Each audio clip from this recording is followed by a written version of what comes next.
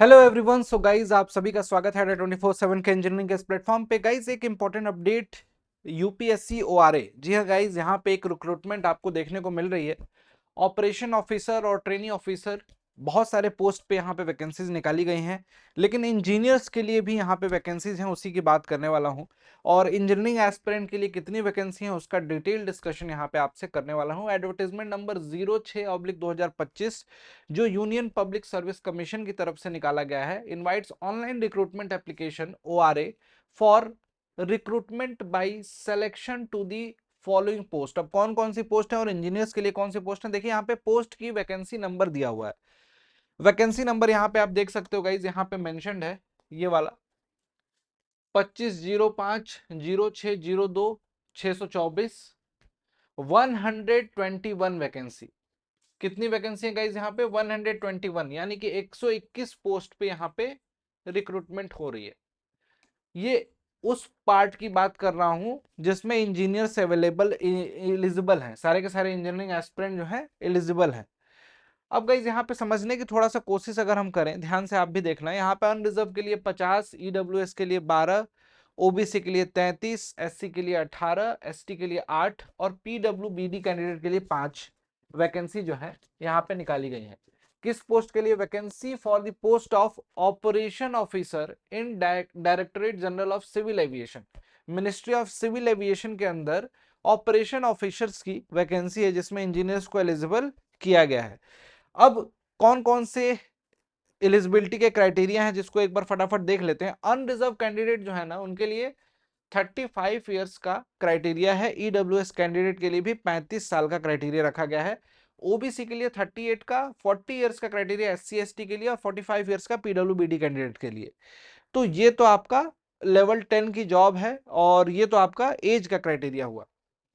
As के अलावा अगर एजुकेशनल क्वालिफिकेशन देखा जाए तो देखो यहाँ पे ना सिविल इंजीनियर्स भी एलिजिबल है। अब एक एक करके बताता हूँ। Degree in engineering in civil और मैकेनिकल और कंप्यूटर साइंस और इंफॉर्मेशन टेक्नोलॉजी और एरोनॉटिकल और इलेक्ट्रिकल और इलेक्ट्रॉनिक्स। अब आपको लग रहा होगा सर सारी की सारी ब्रांच तो कैलकुलेट कर लिया इसमें। बिल्कुल, फ्रॉम अ रिकॉग्नाइज्ड यूनिवर्सिटी और उसके साथ master degree in science in subject of the electronics और physics from the recognised university, ये लिखा हुआ है।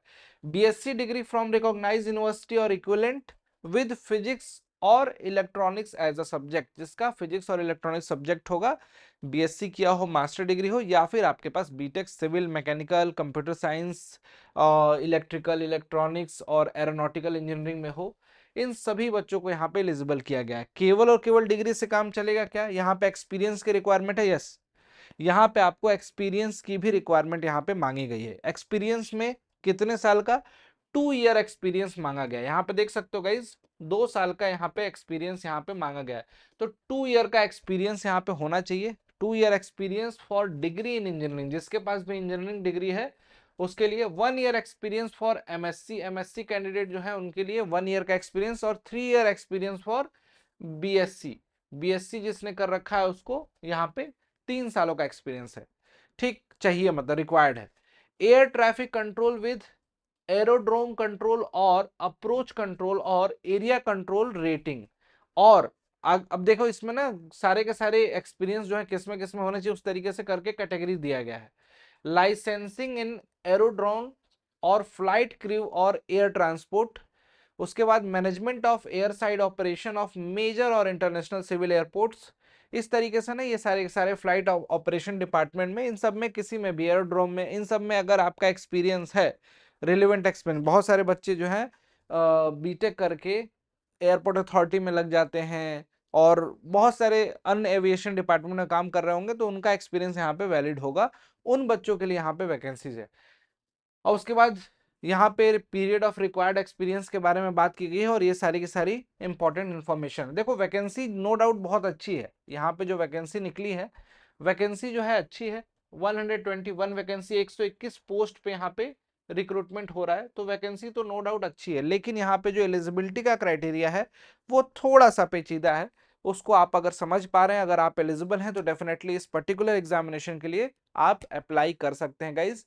और अप्लाई करने के लिए आपको ऑफिशियल वेबसाइट पे विजिट करना पड़ेगा। यहाँ पे देखिए लिखा हुआ है upsconline.gov.in पे, और वहां पे आपको पूरी की पूरी डिटेल मिल जाएगी। तो आई होप आपको ये इन्फॉर्मेशन अच्छी लगी होगी।